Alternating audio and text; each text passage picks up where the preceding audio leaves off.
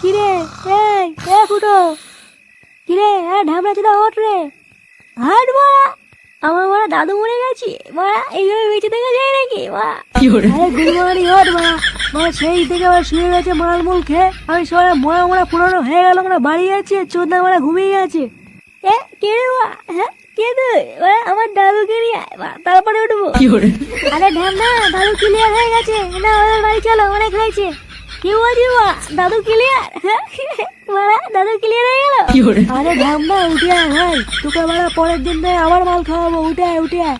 এইসব পরে হবে মা, আগে বল রাতে কি হচ্ছে, মেনু কি?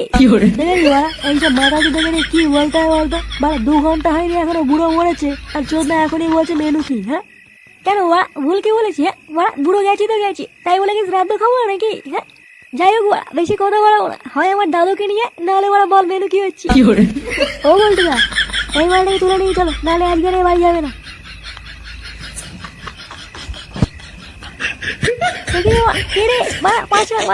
খুচরো পয়সা নেই, 5 হলে নাকি সেটা রাখি দেবো মা। ছাড় ছাড় ছাড় মা।